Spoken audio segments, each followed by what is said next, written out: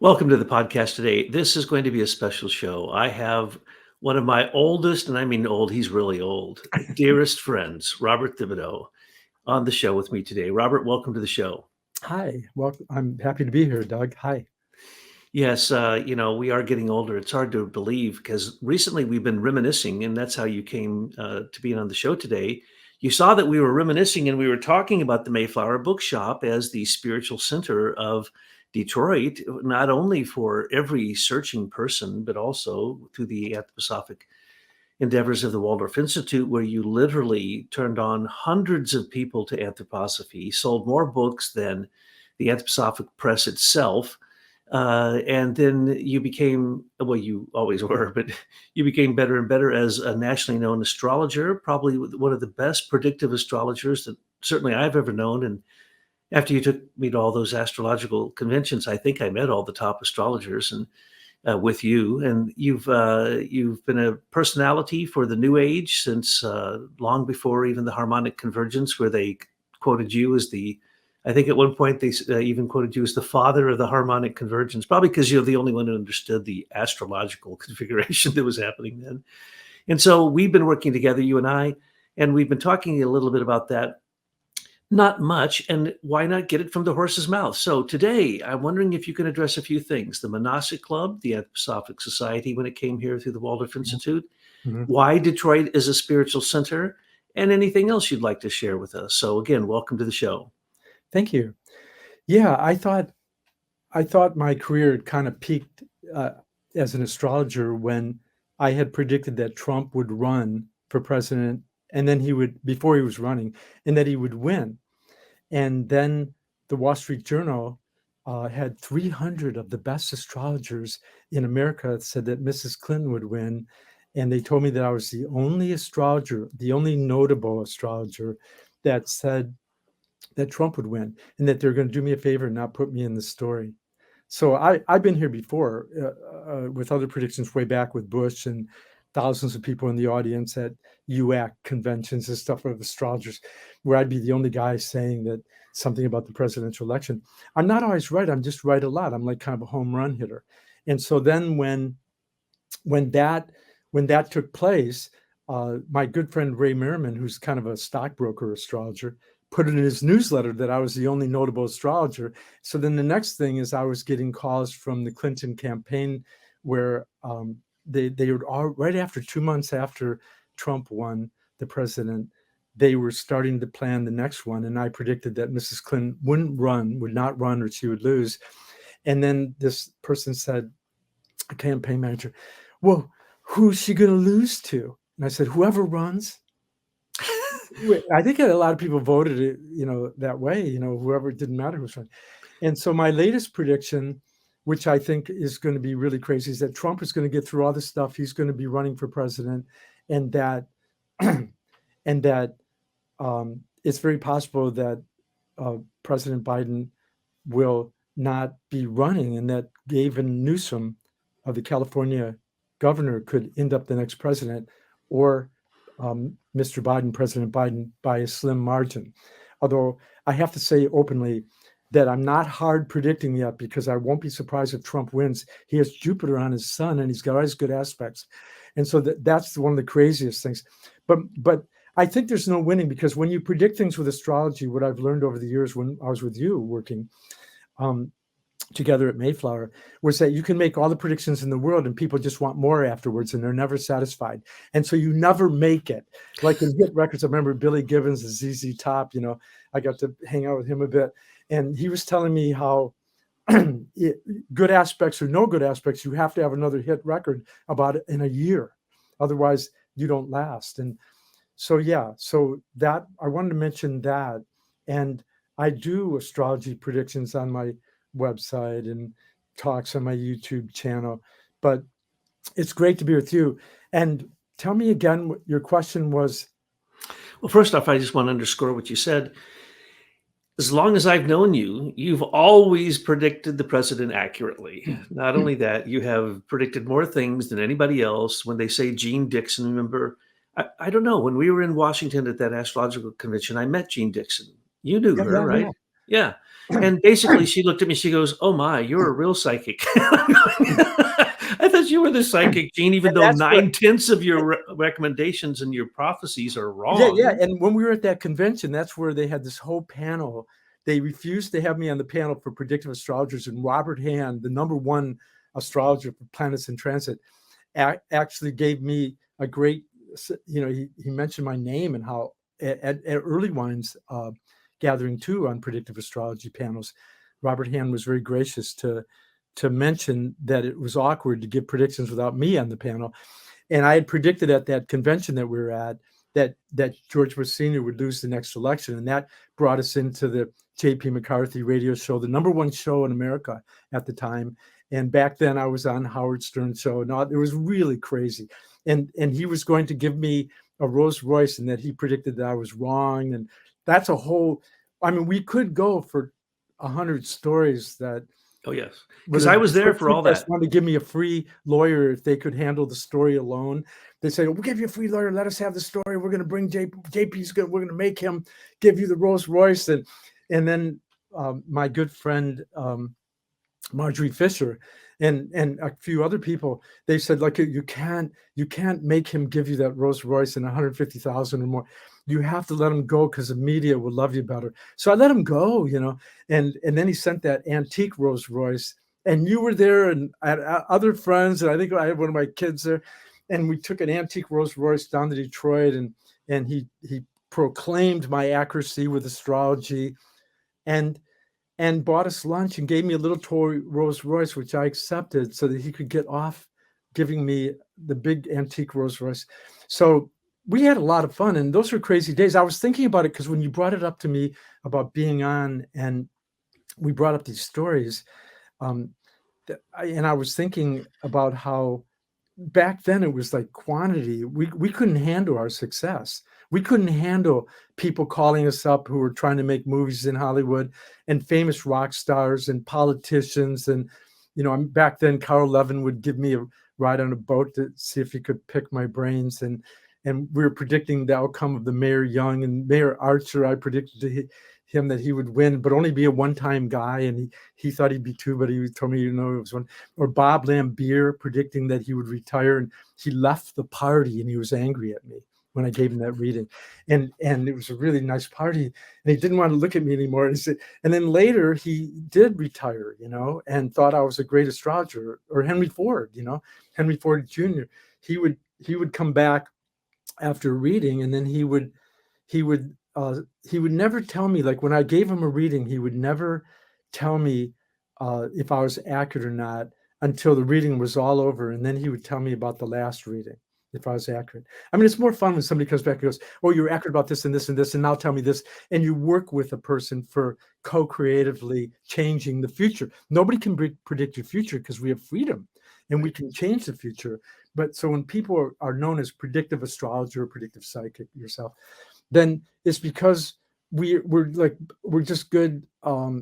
Like in the music business, they call them guns, that you can shoot good, or that you're a home run hitter repeatedly. But even home run hitters strike out occasionally. I Could think you, are you the thing is to help co-create a better future. I mean, the whole game of me being an astrologer is to predict amazing things, especially upsets. When I predicted upsets in Super Bowl or games, I mean, I think that's what enticed back in the Henry Ford days. He turned people on that owned casinos. And Denny McClain was a client of mine, the baseball guy, and it was so crazy. everyone was a I client was of often back yours. then the work as a jokester, telling jokes about love and sex with the signs of the zodiac at a casino, and that I'd be giving predictions for ball games, basketball and Lions. Because back then I was the astrologer when I was with JP for a lot of the Lions and the hockey team and the basketball team, and it was so crazy. You couldn't handle it. And I never thought about money. I was just thinking about we're going to change the world, that the Beatles and the Rolling Stones failed, and then I was going to somehow do it with metaphysics. And I've been beat up sufficiently since then to know that probably the world won't change overnight, and we might have to have reincarnation and Yeah. karma. A question. Are you at liberty to talk about presidents that you've been the astrologer for? I was never the astrologer directly for a president. Now I knew the astrologers, some of them who did that, and but I was the astrologer, which becomes kind of a little bit awkward. But I was the astrologer for people who advised the president and Exactly. people who were around and friends of the president and would party. And I would hear how George Bush, Senior and Junior, were. I would hear fun stories and very convincing stories that they were like the Kennedys and believed in big family, and they were very tolerant as long as you didn't do anything to break too many things at the party, and they would play sports outside on the lawn. And I mean, I would hear amazing stories, and I was brought up kind of like on a democratic school of thought, and it was hanging out with uh, Henry Ford and people around him, and the wonderful relationship I had as a good friend with the Fishers and many other people that they introduced me to, and Claudius Schiffer, and it was really a whole new game for me to see how the world worked and how everybody was really cool when you got to know them spiritually and intimately. Everybody was really cool. And then when you go out into the world, you have to do stuff to make money, and you're afraid you're going to get eaten up and beat up, and it gets really wild. And I would tell Henry Ford, he'd say, "What do you think of the new car?" And I would comment on how they were improving the looks and the comfort of the car, but they weren't improving the ecology of the car. And I think you were back there. Back then, I was introducing him to. Uh, I and I met him through. Originally, I didn't know who he was. He was just getting a reading on the phone, and I gave at some point in the reading, he thought I was really really good, and I didn't know who he was. And he said, "I want you to look up a chart." Now, all the time when you're doing with a power kind of guy, I don't know who he is, but he's power guy kind of. And he asked me what I thought he did, and I thought he could be working for an automobile company maybe. And he said, "Well, if I'm not saying I do, but if I did, where would I be?" And I said, "You'd probably be uh, you'd be at the top of the pyramid." And much later, like 2 readings later, he told me who he was, and well, maybe it was a couple reading, 1 reading later. But during that reading, and later he tells me that he's in the high chair at the top of the pyramid of the car company because he's the baby in the high chair on the top. So, but the thing that I wanted to tell you was I didn't know who he was, and he asked me to look up a chart. Now, usually that means you're looking up the woman. You're looking up his girlfriend or his wife or somebody. So I thought, yeah, he's having me check the chick out, as Keith Richards would say. And I looked at the chart and I said, "Is this a guy?" And he said, "Oh, you really are good. They told me you were good." And tell me about the guy. And so I told him he was going to have a really tough time with this guy. They had to handle him with kid gloves. He had to get rid of him. He had to get away from him. He had to not fight with him, that this is a multi-lifetime thing, that it was huge. And at the end of this long reading, he said, "Well, after I fire him, my troubles are over with him." And I said, "No, he's going to be here longer than you. He's going to this is some kind of weird contesting. You guys have been lovers or friends for lifetime after lifetime." And he said, "Well, if you want to know what I'm up to, read the newspapers tomorrow." And I said, "The newspapers?" He goes, "Yeah, just read the headlines." I said, "What paper?" He said, "All of them." And so I was kind of, we were really cocky back then. We expected famous people to be, I didn't know for sure who he was, And so he said, and he said that his troubles were over. And I said, his troubles weren't over. And the next day, the headlines were full that he had fired Lee Iacocca. I did Lee Iacocca's chart. Then I did the woman's chart. And I was around during the divorce, and it was no, I mean, it was really exciting time. But back then, I have to say that I used to be cocky, and back then you just expected that you were meeting these famous people, right? I mean, we'd have Claudia Schiffer, the supermodel, come in repeatedly, looking different all the time, and I would just be, "Claudia, is that you?" But I just expected rock stars and politicians, and it's only the really rich and poor that can kind of appreciate astrology and tarot cards and metaphysics and psychic ability. One of the interesting things about Henry Ford is that he always thought that he couldn't believe in astrology. He said that if astrology worked and you could predict with it, he would have known about it because he went to college and he has all these think tank guys around him. So a lot of people that are really, really rich, they can't handle that astrology can work. They want to think I'm psychic. So he said, "You're psychic." Yeah. Remember those days? They'd Oh, say, yeah. And Katie Ford became a good friend of mine. And remember, I got involved with that theft that Kathy happened, Drost. and, Yeah, Kathy Drost, you he know, he let I we could tell stories, we won't do on it. and on. But I'm just afraid that, talking about these big name people, I mean, they still have families and stuff. So No, I'm I'm not saying there was nothing dirty and secret. I no, mean, I'm just saying they had it's dirty up to secret. They weren't you. gonna tell me. They Now, weren't remember when we used to go to the houses for all those parties, and you hired me as a psychic, even when I was a Waldorf teacher, and we would go to the places where it would be the A class list of people who were flown in on private jets to come to these parties, and yeah. they'd hire 10, you'd hire 10 psychics, and then every hour or so, a couple would leave, and Oh, yeah, that's right, I forgot. it'd That's what I be wanted you to remind me. you I and used to I. hire a bunch of psychics to come because I Well, couldn't handle everything. yeah, no, it was so busy, it was And plus amazing. you got on your own, and you were a powerful agent on your own. Well, Didn't we I were bring the you after Sally Jesse Raphael's show, I brought you to some TV shows, and a lot of lots, times too, lots of remember, them. and Lisa was a psychic tarot card reader, and people would offer me radio shows, and I didn't want them, so I just give them to people. Oh, yeah, You don't want me, absolutely. you want them, you can't afford me. Yeah, as a matter of fact, you and I were always the last man standing in all those. Plus, you'd hire us to do these mini readings where we'd read hundreds of people in the night. Is that there's just been a big long line. Every come up, they'd get a 2-minute reading. Boom, boom, boom. 100, 200 people in the night. So we were so busy in those days that when I left Detroit Waldorf School, you asked me to work for you for a year. And during that year, more things happened than I can list here today because that was the harmonic convergence. That was the Indiana Jones movies. He was talking to Kathleen Kennedy all the time on the phone. You put me in charge of the Om Cafe, the New Age Wizards New Age video. We did a couple dozen videos that were then sold Oh, in that Europe. was crazy too, and that big corporation, We were busy. they gave us a little bit of money, and then they cheated us out of the money and sold it all around the world, but I didn't care because they were making us popular, It was it was a lot of fun, We had radio shows, we had cable shows. You were on the national television. You'd be on local television. You'd be on the Good Morning Detroit show, the Good Morning America, Sally Jesse Raphael. You were Kelly and Company. I remember Kelly and Company everywhere. You were everywhere. Bonds. It Bonds. was astounding. They all became friends. I mean, they were all pretty much the same. They'd act like they didn't believe in astrology, but during the breaks when the commercials came, they'd pump me for more readings and psychic stuff, and and a lot of times too, I mean, I remember we didn't have all glorious people. We had people that were bad people that were hurting people, and that we would guess. I was really upset over this one person. We won't get into all the details, but there was a person who I thought she was hanging out with the wrong people, and then I came out after a reading, and you went berserk psychic that they were going to end up in jail, and you were completely psychic. I knew they were in trouble, but you went completely crazy.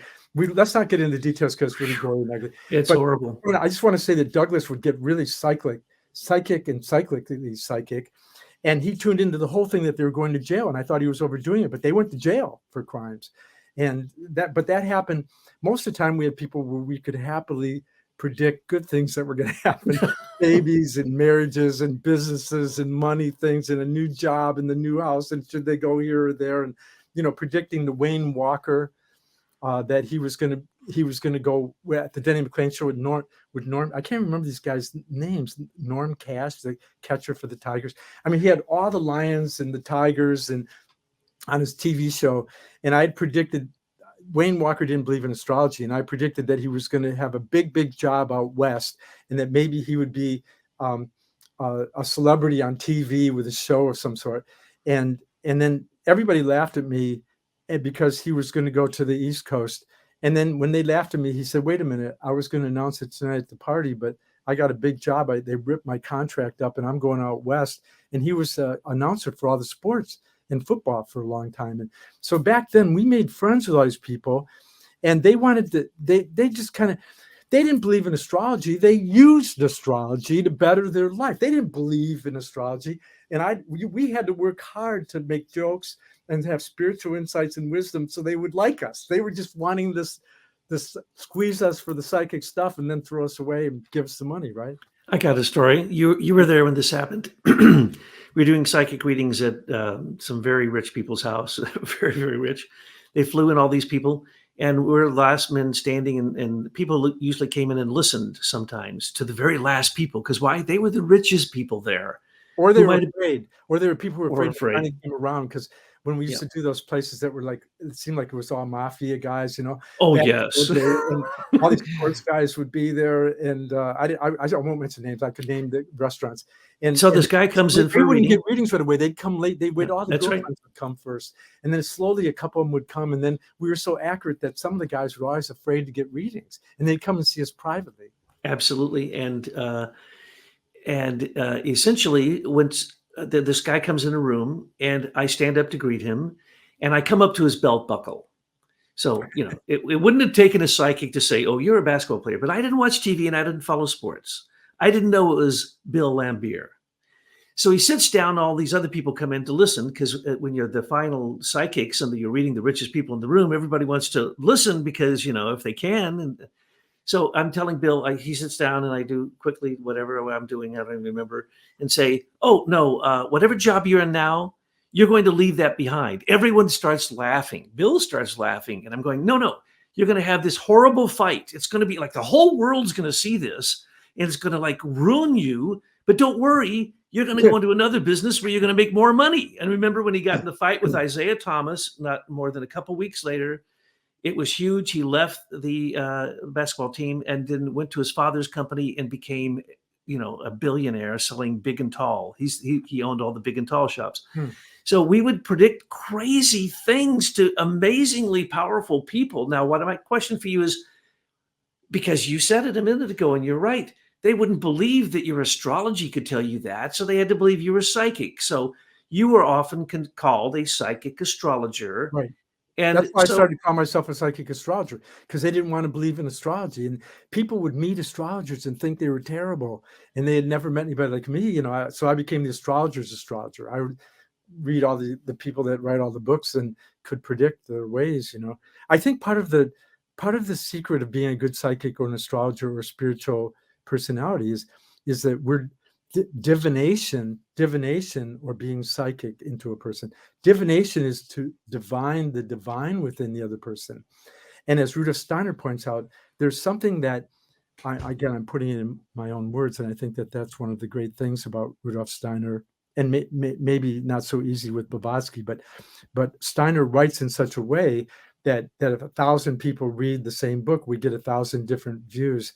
And if I'm understanding him correctly, there's something within each human being that's like a sun that leads us into the future, into a betterment and a higher proclivity and a higher radiance and a greater capacity. And I think so when we meet other people, no matter how beat up they are, or those couple times we met criminal people that had to try to help and get rid of them, and when we meet these kind of people, we're divining their divine self and what their future self will be as a child of God or a child of destiny, as a co-creative spiritual soul for the future destiny of the earth and the whole of their life. Not only the whole of your life, but the future destiny of the earth, which Socrates said was the secret of happiness, was to awaken that more fuller participatoriness with the whole of your life. So a lot of what we do as psychics and as counselors and as spiritual friends, right, is that we kind of point out their cool side and their fire and their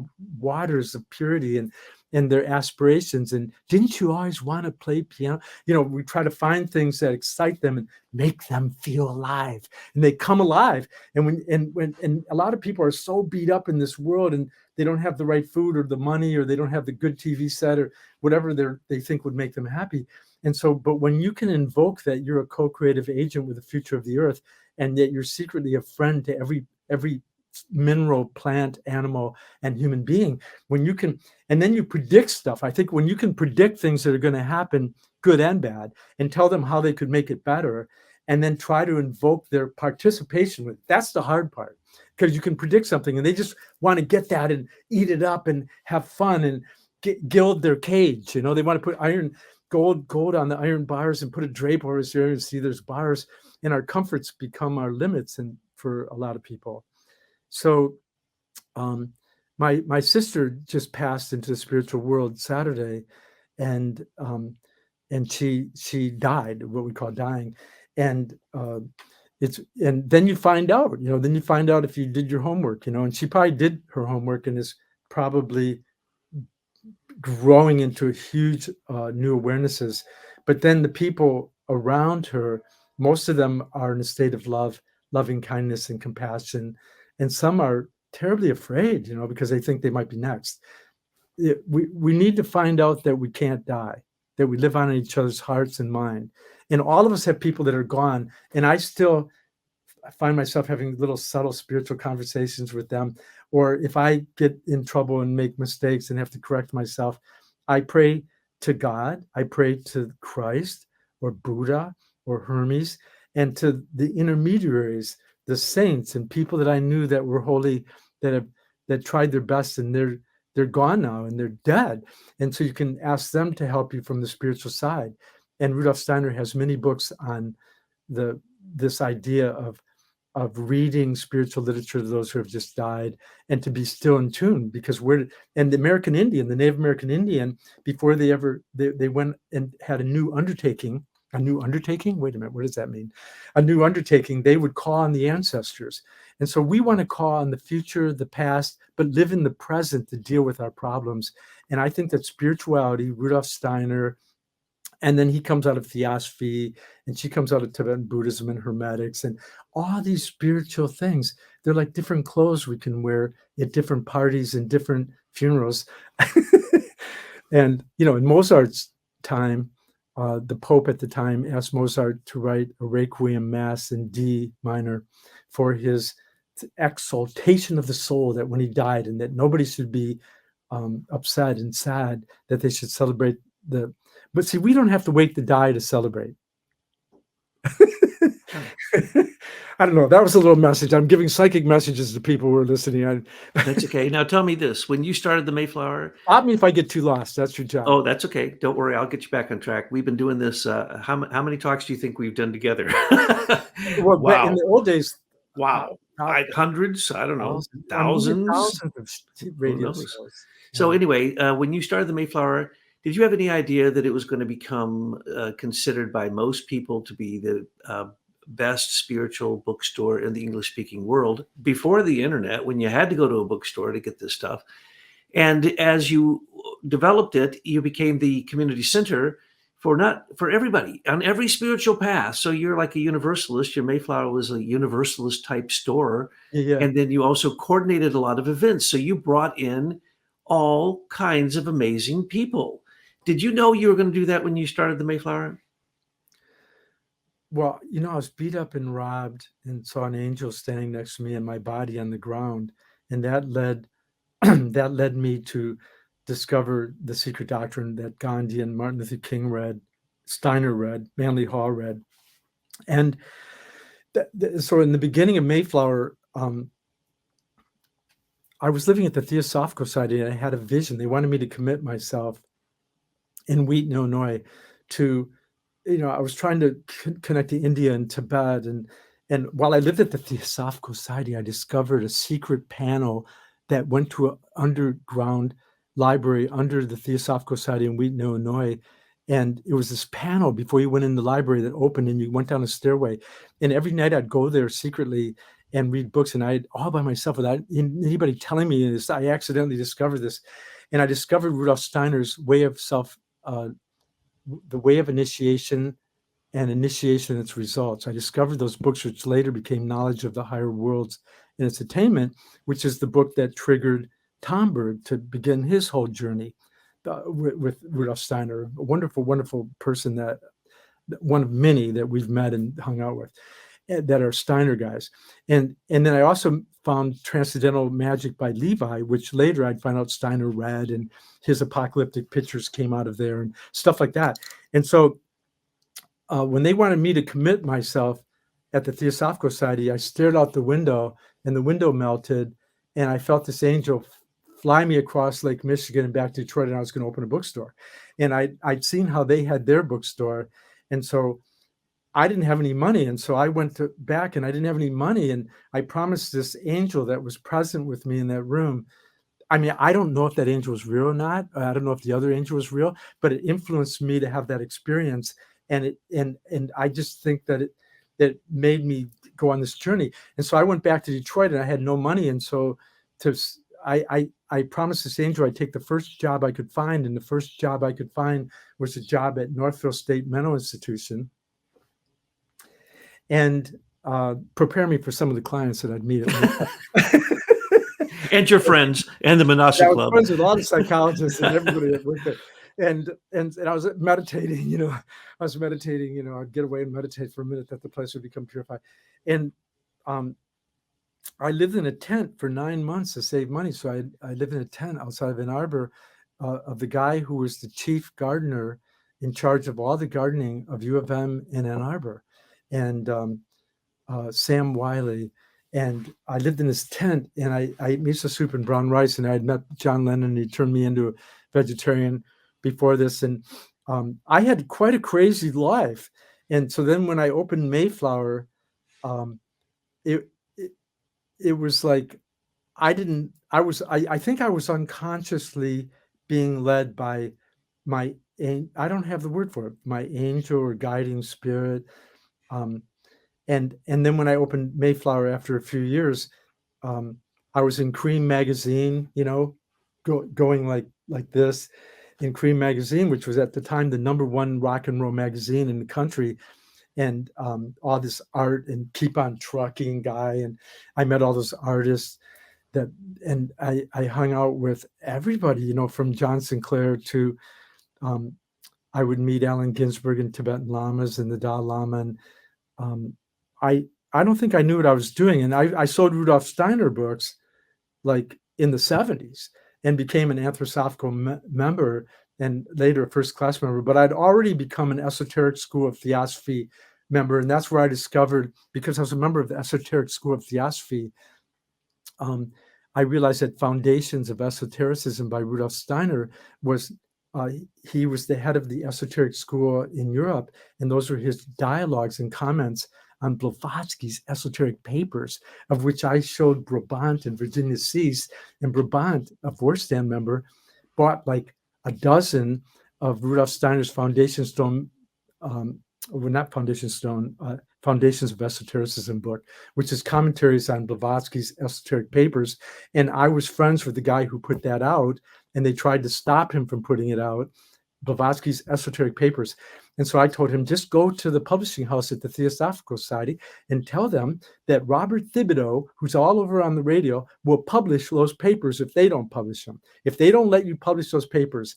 And then even when they published them, they tried to keep the papers.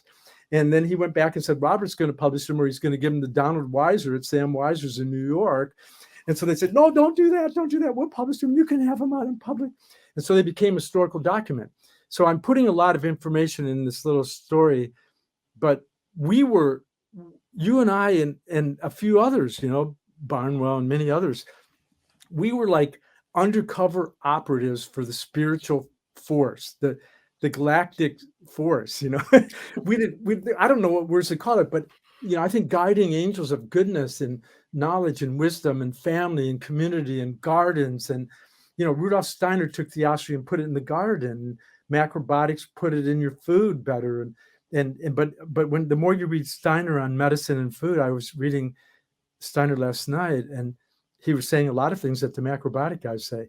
So if you're listening to what I'm saying now, for a listener who's listening, I think you get the idea that everything's a little bit connected to everything. And when Mayflower started, I have to say that probably until I hung out with the Dalai Lama in the mid 80s and late 80s, and then because I wouldn't eat the sugar cookies, and everybody was afraid of me. Like the Tibetans thought, he's this Rudolf Steiner weird guy. And the Theosophists thought, he's into Rudolf Steiner, you can't trust him.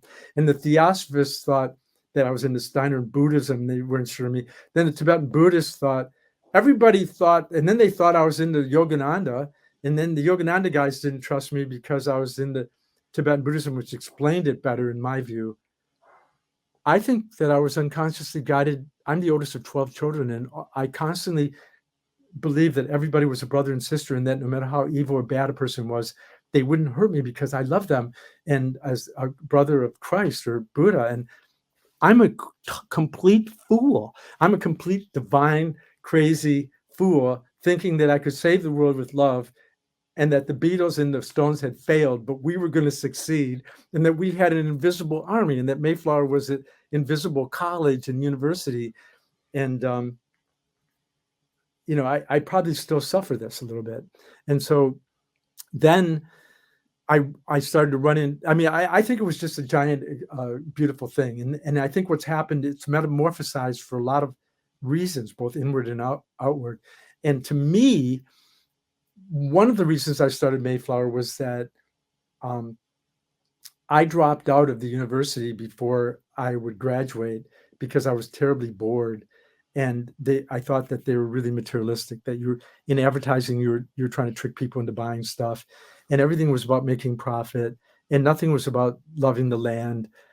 I was on I was on that NPR show, and they were asking me funny questions. I said, "Look, who owns the land?" And they went, "Who owns it?" And I was hanging out with Dougie MacLean, a good friend of mine, the #1 Scottish folk singer in Scotland, and everybody knows him in Europe. When you go to Paris and in France, and you go to Switzerland, and you go to England, and there's people on the street playing, they all think he's God, and that I couldn't really know him until I keep talking, and then they go, "Oh my God, he knows Dougie MacLean."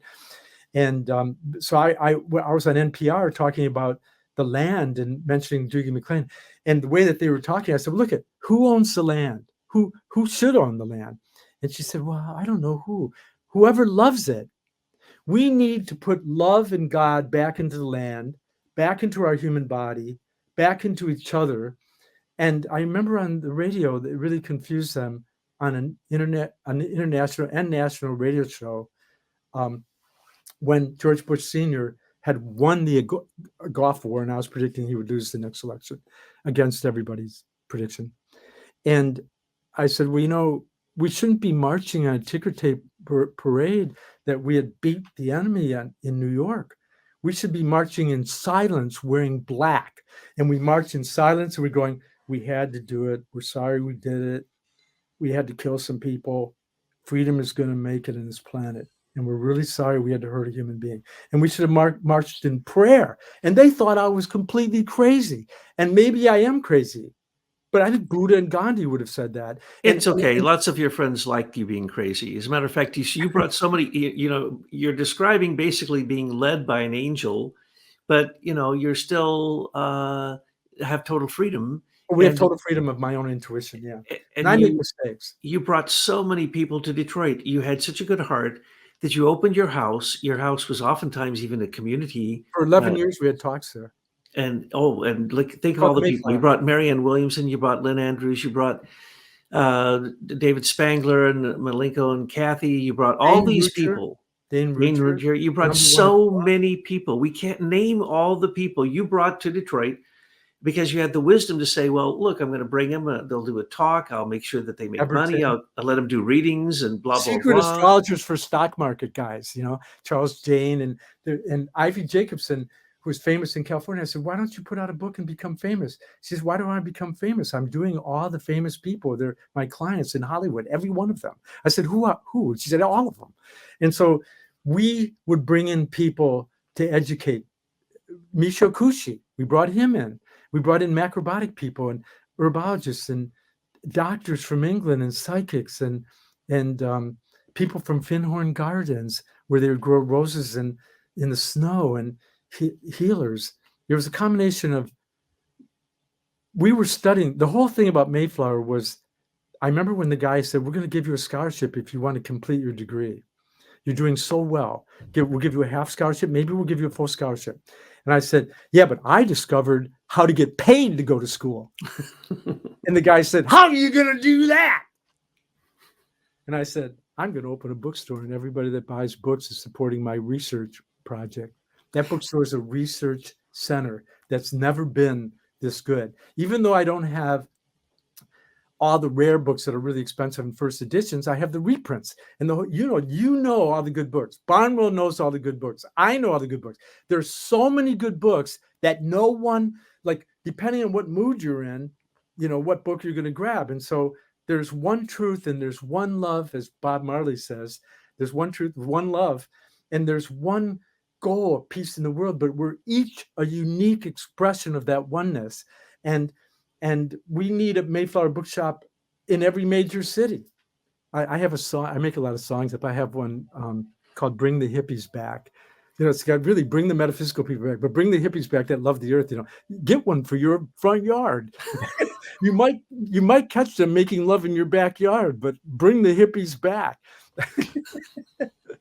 I mean, we can make jokes. We have to make jokes about it, because unless you have some kind of bigger love and bigger truth, like when you experience love for each other, we're moved to do crazy things. We're moved. Everything's melting and moving. But when we experience truth, when you and I share little truths, that relate to those big truths, when you experience truth, you cannot be still enough to hold the truth. When we experience truth within about anything, we're made holy and solemn. Our Father who art in heaven, hallowed be thy name. Hallowed be thy name. Hallowed be thy name. I go to the Father in secret, Jesus says, or silence. And so I think that we can recognize truth when we cannot be quiet enough to hear what was said. And then when we experience love, we find ourselves flowering and moved and rooting, and mysterious things happen to our body even, and we're trying to unite love and truth within ourselves. And I think that that's the secret of Tibetan Buddhism, the secret of whether it's the cross or the interlaced triangles of spirit and matter, or the wisdom and skillful means of the Tibetan Buddhists. We're trying to bring together our selflessness and our wanting to learn and become holy and virtuous and creative. Now, tell me about the Manasa Club and the Romantic Futurists, which was even before the Manasa Club, and the way that the Manasa Club, really, in the end, you ended up being a leader in the Anthroposophical Society here. You were arranging these community meetings and these amazing things. And before I was that, the president of the Great Lakes, the Anthroposophical Great Lakes thing, which is all destroyed now, because I handed it, I won't mention names, but I handed it over to somebody, and they were losing money all the time. So I made money with these talks and donations, and then had a bunch of talk. And I was accused of being egotistical and talking too much. Duh. And I think that that's why we have truth and love, something to quiet us down, a little bit. So, but I handed it over, and then it kind of disappeared.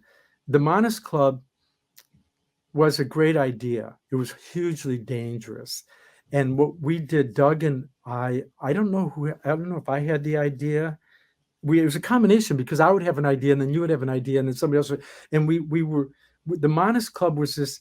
We realized that we were on to knowledge, and that we had these meetings with three people, Douglas and I, and sometimes that third person would change, Brian Lynch, sometimes it'd be somebody else. Then it became 5 people or 7, them core people. And we had this core thing, and it might have even got to a dozen by the end. And we had this core, and we made up these names. And the core of the Manas Club, if any one of us, I can't believe we could pull this off. Any one of us could veto our plans. Any one of us could say, no, we are not doing that. And then another thing that we had going that I think some of the Manas members have forgotten, and was that we didn't do it publicly, but at any moment, if I thought you were, not you, but let's say this other Manas Club member, if I thought this Manas Club member was doing something crazy and wrong, I could tell him. We could tell each other anything. We could say, you really messed up, and you're wrong, and you're dead wrong, and da da da, and you're bad because of this and that. And we could say it in some dumb way and guy way or whatever. We could say it, but we could criticize each other openly and not take it personally. That we would not take it personally, and then we would drop it and go back to our business. And that we had to do that to keep each other in check. And so these are some of the rules. And then also the thing that was the real thing that was crazy is that we had studied everything, and the Dalai Lama thought he knew me. And so I was brought into, and Chogyam Trungpa thought he knew me and wanted me to go live with him. And he was so insistent that I sent Bernie Dunham to go live, and told him, like, you don't want me, you want Bernie. And I was afraid, because I wasn't ready. And I wasn't strong enough, and he was too psychic, and I thought I would be overrun with Tibetan Buddhism, and I had to keep being an anthroposophist too, and a theosophist, and I was trying to put everything together. So in the Monist Club, we, like the Finhorn, they wanted me to go to Finhorn and give talks, and I told David Spangler and Peter Caddy, I told him that I would do it, and then Peter said, "You're going to go there. You're going to meet a love of your life, and you're never coming back." And I went, "I can't go. I can't go." I saw it. I saw that would happen. Like, you know how you do that kind of thing. You'll see all this stuff that's going to happen. And so I never went. And so the Monist Club became, Mayflower was the nexus that we were all free. We could still study stuff, and we had everything there. And you could be just an anthroposophist, but you could study everything else. Steiner studied everything. Blavatsky studied everything. All those yogis studied everything. The Tibetans would put down books, and then they'd have 26,000 scrolls behind them that they were reading to us, telling us that books are no good. And I go, whoa, wait a minute. And the Swamis in India would try to get me to give them my bookstore and my house and stuff. And I almost did. And I finally caught myself and said, no, Mayflower's here for all of us. It's not here just for one school. So the Monist Club, the thing that was interesting is that that was a long story to get to this point. We put together every philosophy and spiritual science and metaphysical and religion and science. And we created a new ritual for our times. And this is something never talked about, by the way. And I'm not going to mention everything, but I just wanted to mention that we had created a very simplistic ritual that was better than the Masons and the Rosicrucians. And we had borrowed the insights, I won't mention names, from secret organizations that we promised not to steal their stuff. So we had to change everything. And we were for a little while having a very simple ritual, and based on the triangle and square, more or less, and which the 3 and the 4. And or if you wanted to put it in Pythagorean ways, you have the unity, but that once you have 2, once you go to the second thing, you have 3. Well, we're in trouble already, probably. Did we get banned yet? And no, not yet. and then so then once you have 1 plus 2 is 3, and 3 is 6, and then you have the interlaced triangle or the cube, and then you have the silent center. In my book, The Hermetic Rosicrucian Grail Tarot, which I purposely didn't edit good enough because I hid a lot of secrets in there that you're not supposed to reveal. And I came up with new stuff a lot because these angels every once in a while tell me something. Like carbon is the rhythm of time in matter or something, and if it matters. And they tell me weird stuff that you have to test your angels. I mean, if you hear stuff, you have to go, is that true? How could that be? You have to think about stuff. You have to keep free, because Blavatsky says that everything, every plant and everything either was a human being or will be. And so that leads us to angels that entered into the human being 4th level of the earth realm, and they failed. And so that they were on the 3rd earth realm of the 3rd round, or the lunar evolution, or the sun evolution, or the Saturn evolution. And they failed, and they didn't get to go forward. And they're retarded angels, and there are some angels that went too fast, and they didn't get death and rebirth and love and compassion, and how humbling it is to lose your thing. Whatever that thing is, the car. In the old days, when I worked with you for a year. So the Monist Club was, we did rituals for a short while. I'm going to make it real simple. And we would even like collect coins and toss them out on the sidewalk, or give something to charity. And we did other things too. We had these meetings. This is one of the great things we did. The Monist Club quickly became this core, and it had 50 to 250 to 500 people. All of a sudden, everybody wanted to be a member. Everybody wanted to be the core. It was completely insane and got out of control. And we lost it. See, the core, we could tell each other anything, keep ourselves constrained from ego trip, and keep the spiritual work going. And so I remember, I don't know how much help I had, but I remember saying that we have to disband. We can't do this. Because there's too much infighting. And that happens with all the spiritual groups. And so we disbanded it. But we used to, one of the great things that the Modest Club did, which we should do again at some point, is we would have a meeting. Let's say we'd have a meeting at Mayflower, my house, and we'd say, we're going to talk about electricity, or we're going to talk about the higher self, or we're going to talk about the spirit self, or we're going to talk about the astral body, or we're going to talk about money. And everybody had to go to a different book. I thought about this last night when I was going to sleep. I was thinking of you, and this thought came to me, and it reminded me of the Modest Club thing where we would pick a subject and we're meeting at 3:00. Oh, and the core group, anybody could call a meeting and we all had to go. Mm-hmm. Remember that? That was insane. Absolutely. That was insane. You go, Doug would say, we're having a meeting at 12:00 on Sunday, and we all had to go. Only the core members, and then we would just decide what we were going to do at the big level. So that at the big level, we say, okay, we're going to have a talk on electricity, the positive and the spiritual thing on it. And I remember having this one on electricity, and we videotape them sometimes, and people would tape, and everybody would share. But see, here's the key thing. Usually when you go to an anthroposophical meeting or a theosophical meeting, we're all studying one book. When we had meetings, we couldn't study the same book. We had to go to a different source. So everybody brought these unbelievable, unique things that got the core members, you and I and a few others, we had to put it together and make it all work and come up with the anthroposophical official, what would Steiner say? And, there's a danger of slipping and thinking we represent Steiner, but most of the time we're very humble about it, and we keep each other in check. Yeah, no, in the old days, we were so busy. When I worked with you for a year, it was so busy that people would have to wait outside until some people left the Mayflower before people could come in. We would get there to open, and there'd be long lines. When Lynn Andrews came, there was 250 people or 150 people in line all day. But I would come, and there'd be 10 or 20 people in line, and then we'd kick them out at the end. And I had 4 full-time people or something helping, a lot of people would help for free because they were readers, and they'd get readings and they'd get jobs, because I couldn't handle everything. So you talk to Doug, get the Indiana Jones thing. We have the Spielberg people, I'd go, I'm tired of talking to you. You got to send me a check. Talk to Doug. He's going to give you a little bit of time. And then I'm telling you, get off the phone. You've talked to him for days.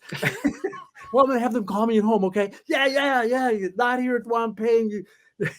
And finally, I charged them money. Before that, it was the Mayflower thing to help everybody. So we were just helping them. Yeah. But my point is that in those days, the New Age was just absolutely wild. Everybody wanted to be a psychic. Everybody wanted our classes, all the courses we taught. Everybody wanted all of that. But now the internet has taken away, I think, that even the capacity for some people to read a book. How is it in today's age with the Mayflower and your mission? Yeah, good point. Very good point. I was going to bring that up. What's happened is I know what to do to have my place packed again. I know exactly. I'm not going to mention now because other people will steal it and do it. And they do all the time. People putting out books, and they took my idea. And I'm trying to kind of, and Marianne Williamson told me, you're ahead of your time. Because I thought the way she's attacking and criticizing money, that you could, you can't really do that, And she said, well, you were ahead of your time, and now you can do that. And she has the economic plan thing she's doing. So what's happened with Mayflower is that it's more quality and less quantity, because that drove me when I stopped having, after 9/11 and the internet took off, and I took quite a big break here and there. Then it became, I know exactly what to do to be really overwhelmingly busy. To say nothing of the fact that I've had offers to move to Ann Arbor or any college town. I've got people that would pay for that for me to see what happens. And I didn't want to do it. I don't want to be in debt to anybody. And I'm always thinking I want to open a restaurant again, because I gave the Om Cafe to my ex to keep her as a friend, Colleen Smiley. And so we had Vegetarian Macrobiotic Cafe, and we had like the Mayflower Bookshop and a Wizards video back in the day. And so what's happened to Mayflower, the thing that I really love now, it's one-on-one. We have these conversations like this, and I can tune into a person spiritually or psychically or astrologically, and I can help them to find the right book and the right way to go. And I've been busy making good karma for years now. And I've been actually preparing slowly to get, I had a couple offers to do like those huge podcasts where they get like hundreds of thousands of people. and they're on TikTok and Instagram and all this stuff like that. And I haven't done that yet because I wanted to feel like I had to have the right record or song. And I have a song called "Oh Angel" that got a lot of hits that I like. And I've been in the finalists in the Detroit Music Awards a lot the last 13 times the last 3 or 4 years. And so I'm working on a couple books. I mean, if I had the right book and if I could just say it in the right way politically, if I thought I would, here's the problem. When I was on Howard, I would give it to Howard Stern and let him come and try to beat me up, or just he would just not even talk to me still or something. I don't know. When I quit him, he walked me all the way to the car hoping I'd come back. So I think I'm on good terms with him. And so I think that at some point I might try to go big again. But I've been slow. I've been working on myself a lot because, I'm thinking, I think that I have it's hard for me to explain this, but I have a new view that I didn't have back then in those days. And that is a qualitative view that if I can do one thing really good with you during this interview, or with one good thing, that you get an insight that it's a forever insight, not a forever chemical. It's a forever friend, a forever love, a forever insight. And you get an insight and you go, and you held still for a minute and the light went on and you feel a little more of that love for everybody. I did good. I'm helping the world and I'm helping me. And maybe you and I are just sharing notes and nothing's changed. And maybe some other person listens to this. Barnwell will be listening to this and he'll get an insight and he's going to have a lucky night tonight. Whatever that means, I don't know. Everybody has a different thing. They want to win the little money and the other people want to kiss. And everybody has a little different thing, And so wish me luck. Yes. So I think it's been kind of smart, and I've got a couple of people that are trying to buy my building, and I don't want to sell it, and then I start thinking, should I try to hook our friend Nick, who has in-season restaurant, and do something big, or my son who has the parlor up in Traverse City. I mean, all these people are doing cool things. And I think I might want to get back into the restaurant where you have music and you have a scene and lecture and there's a meditation room and you go through that little door and there's a shrunken head of Mayflower Bookshop. Mayflower Bookshop would be a little shrunken head. And it's like that thing where that crazy road runner and some mad person's chasing the road runner. And there's this desert. We're living in the wasteland of the desert of the world, the wasteland of T.S. Eliot and the wasteland of the Holy Grail. And we're searching for the Grail that will nourish all of us and replenish the land and not burn us out or drown us out.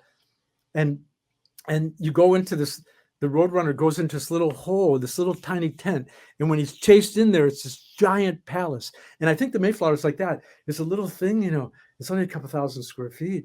And you walk in there and it's like, 1,000 rooms. And I think when we really discover our true spiritual nature, if I can help a person discover their true spiritual nature, they suddenly realize they have an upstairs with a secret trunk they can open. And they discover they have a basement. They have a back room behind them that has all this room and room for other people and compassion. And you don't have to get upset and you don't have to get, and they discover a sparkling jewel in their heart, a jewel in their heart. And they rub it, and a little genie, their own genius appears. Then you can ask questions. I remember long ago, I don't talk about this much. I gave a long talk on my biography that was immediately banned from the Anthroposophical Society. I lectured in Ann Arbor, and I gave a way too long talk, and they wanted me to talk about myself. I wanted to talk about Outline of Occult Science, Foundation of Esotericism, Rosicrucian Wisdom, the next 3 Earth evolutions. I wanted to talk about all that and what's going on in the present and future and what we could do about it and how we can. I've turned thousands of people onto anthroposophy, thousands of people onto yoga and other things, but just anthroposophy alone. And they all know that. And so I was trying to turn them on how to do it, but they couldn't quite get it. And I gave a long talk. And one of the things I didn't tell them about, because I thought they would flip out, maybe I did talk a little bit about it. I had this wonderful dream once on where somebody wanted to introduce me again to Rudolf Steiner, like I had already met him before. And so they brought me to this, and this is before I ever went to the Goetheanum and knew anything about it. And I didn't know anything about it. I just read a couple of his books. the way of initiation, and I went to this place. This old man with beard he looked crazier than that beard guy, that healer guy we knew. He had this long white beard and long white hair, and he was really old, like Gandalf figure. And he took me to this place that had these two winding stairs that went and then up to the second floor. And you went in the doors of the second floor, and there was this huge place, and you open these doors, and Rudolf Steiner met me, and he said, and he looked at this old man that looked like Gandalf, and he said, this is the one you were telling me about, Robert Thibodeau. And I said, yeah, that's me. And he said, well, I forgot exactly what he said. He said, I was waiting for you. It's great that you're here. I want to meet you. And I went, oh my God, what is that? And right in the middle of the room was this book stand with this big book that was closed, like oversized big book. And it had an Ankh on it. It had an Ankh, it had that Ankh on it, a circle and a tau cross. And he said, Rudolf Steiner said, I knew you'd be interested in that book. Do you know how to read that book? And would you like to look at that book? And I said, yeah. And so I opened it up, and it's all the pages are empty. All the pages are empty. And I closed the book, and I went, the pages are empty. He says, well, I'm going to show you how to use that book. See the circle at the top? You write your question there, and then you open it anywhere. So I wrote the question, and I would read, and I was thinking, Steiner's cool, but this book is amazing. So that's where Steiner got his stuff, from the book. You write in the emptiness in the Ankh, the love, the Venus. That's beautiful. I don't think I've heard you tell that story before. Now, you a minute ago mentioned Roadrunner, and you are a Roadrunner. You're a Roadrunner of the spiritual paths, and you move very quick. And we got to end the show because we usually end them in an hour. But the deal is that there is no way that I, in my descriptions of you, could have really shared with people what you shared today, because you are a unique, a one-of-a-kind person. You are a true, amazing spiritual warrior. And it's just a delight to have you on the show. And now people understand when I say, no, you don't understand. I've known amazing people. Well, you're the proof of it. I want to say I studied Thomas Paine and Ben Franklin, and who was an astrologer, and Thomas Jefferson, who studied astrology, who was so jealous of Mark Twain. He wrote in all of his books, they had a lot of white paper, blank paper on the side of his books. In those days, you didn't have paper. And he wrote astrological notes in there. And so I've studied transcendentalism and early American philosophy. I've studied everything. And a lot of people don't understand that we need every philosophical religious thing. And I don't think that I've always, J.P. McCarthy asked me, he said, don't you think that do people think you're weird, for the things you're into? I said, I thought I was the normal one. I'm organic. I have organic garden and delivered my babies at home. And I have a wooden guitar, and I thought they were all weird. So I don't think of myself as anybody. I told Marianne Williamson and a few other people like her. She asked me once, are you happy? Are you happy now? And I said, I'll be happy when the world's a better place. And she came back a year later and told me that she finally got it, that she agreed with me. And I love, that's why one reason I love her is that she's a mind and a heart. And there's many other people like that, the Dalai Lama, and many people I've met, like you and Gabriel, and many, many, many that I've met, David Spangler, Gelek Rinpoche. I've met so many people that when we meet again, I will know that you grew in a new way. Since I saw you last time, you've grown in a new way. Part of the Monist Club is that I don't trust you to do what I want you to do. I trust you to be Doug Gabriel, and the next time I see you, you'll have learned something new, and you're going to amaze me again. And I think that if you talk about like that, I'm a cool guy. I would like to be cool, and that's why I play guitar and I garden and I swim. But I think of myself as is that we're all in trouble, and it doesn't matter if I'm cool, and it matters that we somehow awaken a higher love and truth and joy. I'm not against just being a poet. I wish I could just be a poet and play music. I'm not against just having fun. Say Thibodeau's always having fun. He's an example of having fun. And I think that a lot of people don't know how serious I am and how hard I work. And so I play, but I also work really hard, and I'm deadly serious with a spiritual practice and meditation every day. And you know, I think you could eat anything if you know what you ate before and what you're going to eat after. But when you say that I'm an important person, I'm not sure. I think I'm an interesting person. Oh, And you're interesting. yeah, Yes, I indeed, think I you're have a lot of interesting. information. And if I give information that isn't inappropriate, which I think I may have done in the past, that information you're not ready for. I've been accused of selling people books, and it took them 10 years later. And they went, "Do you know what's in this book? Do you have another one? I want to buy one for my friend. I won't give this up. Do you have any more books by this author?" And so the worst thing I've been accused of is selling a book that's over their head. But it's also worth 7 times more money. All Yeah. the books that I've sold people are worth 3 and 7 and 10 times more. I had a client once, you know her, very wealthy, friends of the Bushes and all the Republicans. And I remember her sending me a $500 check. And I said, "What is this for?" And she said, "Do you know how much my books are worth now that you sold me?" And I went, "Really?" And she said, "I did an insurance thing on my library. I'm embarrassed how much they're worth. Or, I'm embarrassed that I'm only giving you $500. And she said, "Will you accept it?" And I said, yeah. And so, you know, and then sometimes I spend an hour trying to convince the person they should buy this book. Then they're buying this $20 book, trying to talk me down on price. And I just spent an hour telling them what to buy to make my $8, $7, or whatever I was making. Well, you So know, that's the I beauty. mean, when you say I'm a cool guy, I Yeah. mean, I'm a hardworking guy that pays bills, that has a good bottom line, and I have a good solid bottom line. And my second spiritual teacher said that once you have enough money for your necessities, invest everything on your education. There you go. Blessings. Thank you so much, Robert. Thank you. Thank you so much, and thank that special woman that's helping. Yes, Tyler. indeed.